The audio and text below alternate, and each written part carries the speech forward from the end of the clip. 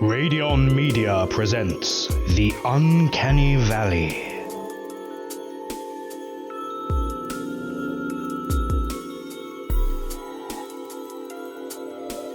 Episode 1. All in the Head.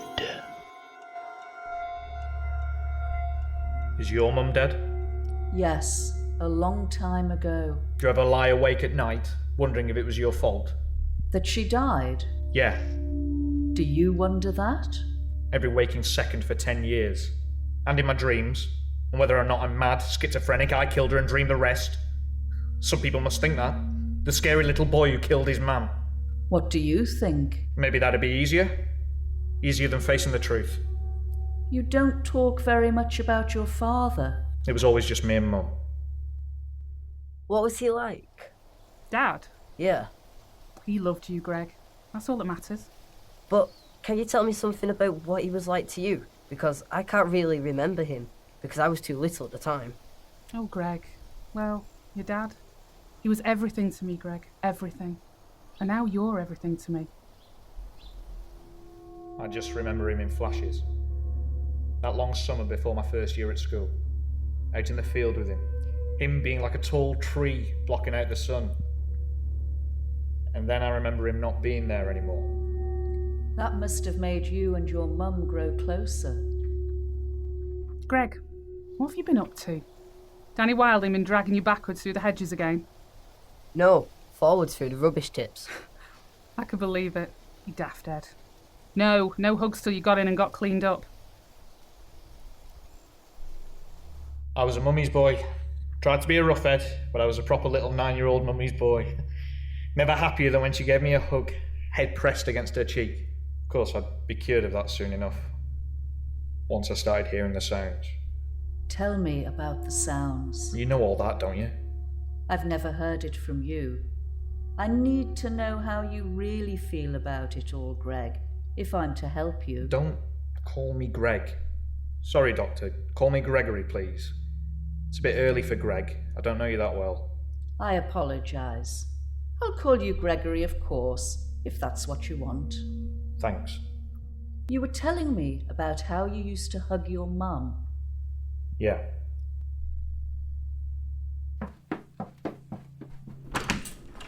Ta-da! That's better. Almost presentable. Hug then? Mum had a little mole. A beauty spot, she called it. Like you have, actually. A little beauty spot on her cheekbone. And I used to love it when we hugged and it used to lightly scratch against my face. In a funny way, it was the most comforting thing. Come here then. But that time, she was pressing me close, like she always had. My ear to the side of her head. And I could hear it. Hear something. Sounds of movement. Didn't know what it was. Like something scraping against the inside of Mum's head. And Are you alright, Greg? Yeah. It's just, are you alright too? Of course I am. You know, it's all right to tell me if there's something wrong. I know. Come here, you silly little love. Oh. everything was different then. After that, I had to pretend. Pretend to be the same little lad who wanted her cuddles all the time, when I wasn't. Because of the sounds. I couldn't not hear them, because even though I couldn't hear them in her head anymore, I was hearing them in mine. I couldn't stop thinking about them. I started to hear them in my dreams. So, I slept less and less, kept myself awake with midnight snacks. And then there was a time when I went wandering to the kitchen in the middle of the night looking for Coke. Except I didn't make it to the kitchen. That's the time when you first saw it? Creeping through the house, I came to my mum's room, and the doors hanging open. I could see my mum in bed, asleep, looking peaceful in the moonlight.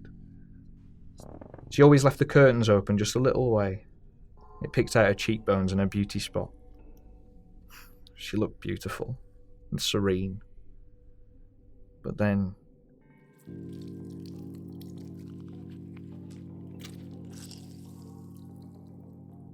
I get this sense of a movement, a tiny movement. I can't see it at first, but I know it's there. So I just stand there looking. Then my eyes pick it out. There's something on Mum's face. On her cheek, near her beauty spot. Something rising above her face, thin like a thread, like a stalk. But you know your vision adjusts to the dark. I started to see it better. And it wasn't near her mole. It was actually growing out of it.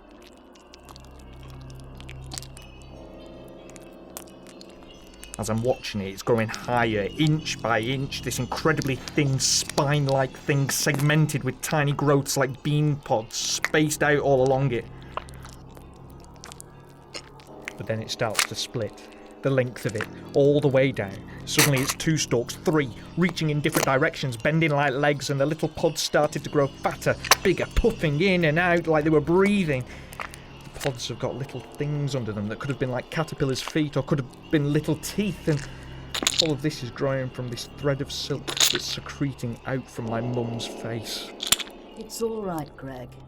You're safe. No, it isn't. This thing was hovering over Mum. She still looked asleep. Before I knew it, it was huge, like bigger than her head. And I knew it could not be natural. There were things about it that were like an insect, but no wings, nothing beautiful. Its legs grew above its body, lined with little hooks to hook into things above itself. It was meant to hang under things, hide under things. And it had eyes. Eyes all over the different parts of its body. They were black. At first I couldn't see them in the dark. They were little and black and several, and I realised it was looking at me with them.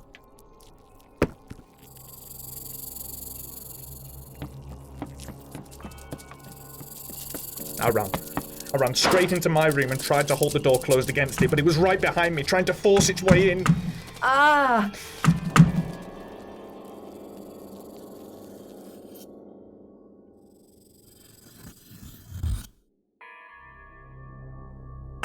Ah! Greg, what's wrong, love? Let me in, Greg. Greg! But suddenly, there she was. My mum. Just as she always used to be. Putting her arms around me. Mum! It was a thing. You're all right, love. You're all right. It was a nightmare. And she reached out to me, looking into my eyes. Come here, love. It's all right. And then I was in her arms, wrapped in them, my head pressed to hers. I've got you. And then the scratch of a beauty spot against my cheek. I've got you. But then all I could hear was the blood in my ears. Then I couldn't hear anything. Mum? I woke up in my bed. There she was sitting by me, broad daylight. She looked the same as she always had. And I thought maybe everything was okay. Gently, Greg. The doctor said to let you stay in bed. He thinks you're suffering from mild exhaustion. That's why you collapsed after you had the nightmare last night. Nightmare? Have you been staying up all night behind my back? Sometimes I can't sleep. Well, you can stay off school for a couple of days. Get some good rest. She'd been holding my hand. And then she smiled and came in for a hug. Pressed the side of my head to hers. And I could feel the beauty spot scratch against me. And then I realised I could hear.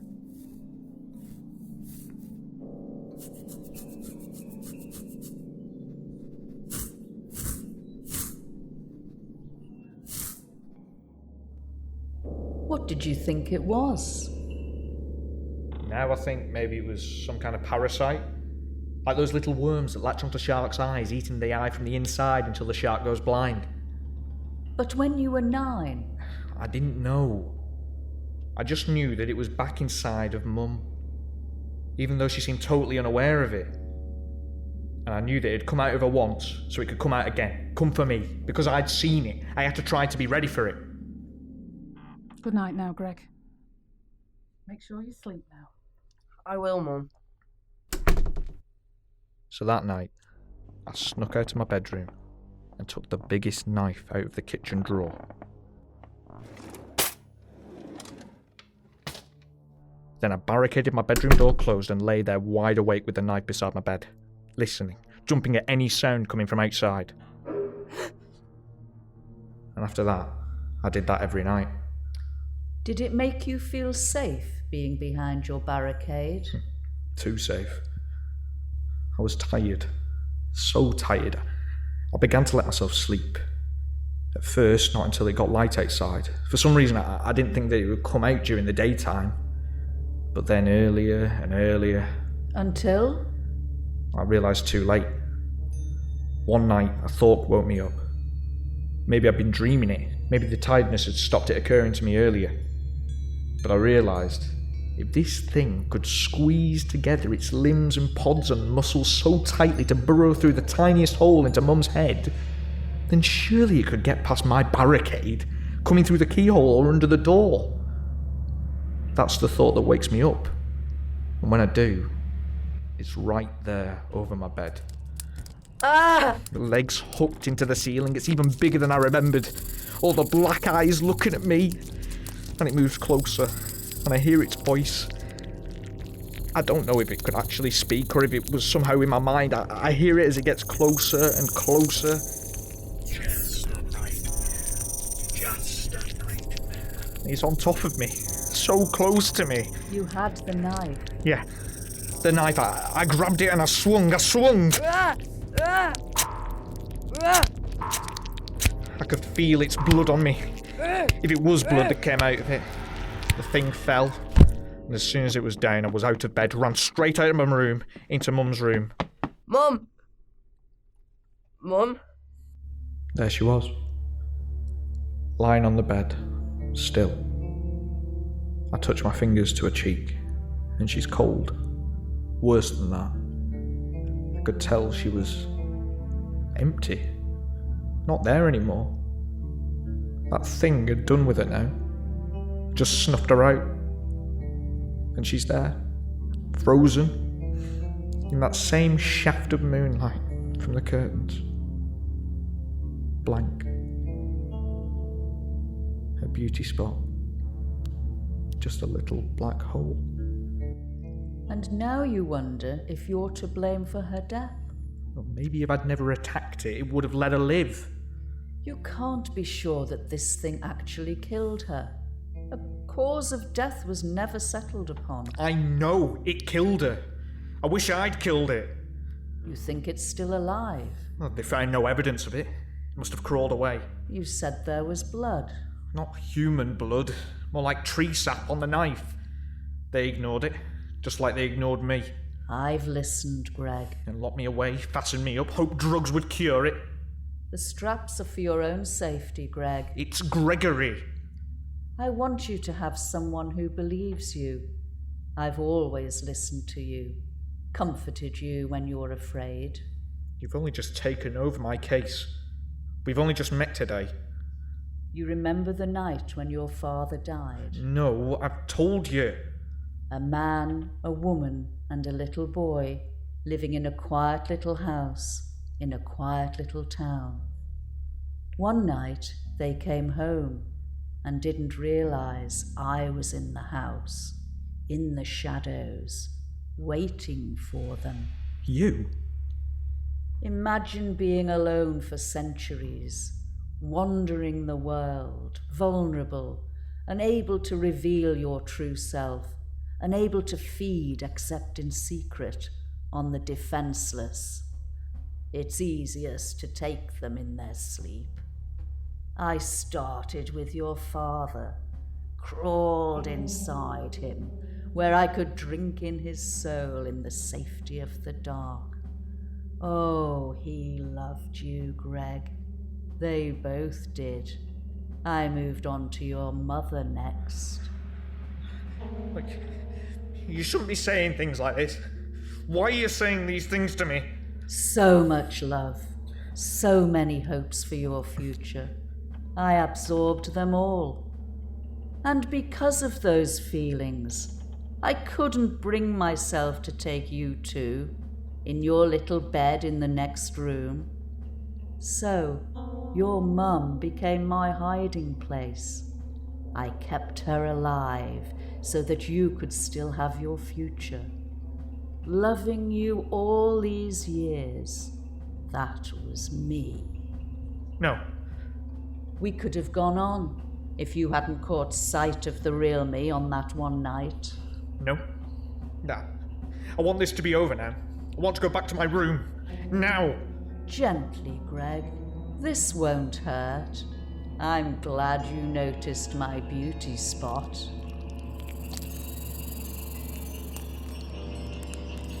I've been looking for you for a long time. No! Keep away from me! Help! Help! Let me out! Your mum and dad are here, Greg. Inside me. We've all missed you. It's time we were together. No! Get away! No! Just let me hold you.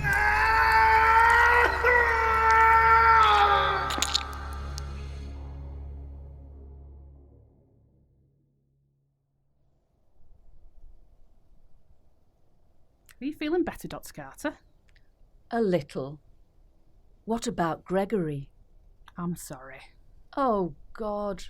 Poor man. I wish... I'm sure there was nothing else you could have done for him, Doctor. A seizure like that. He'd never have such a bad episode before. Although with all the treatments he were on, they think his heart had given out. He was so unhappy. With these kinds of symptoms, perhaps it were just a matter of time. Well, he's in a better place now. Yes, he is.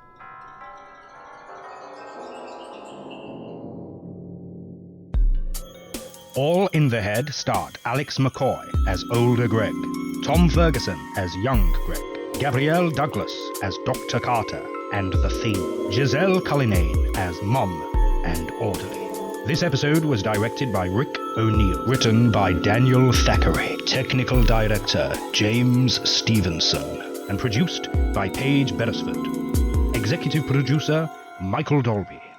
This was a Radion Media production.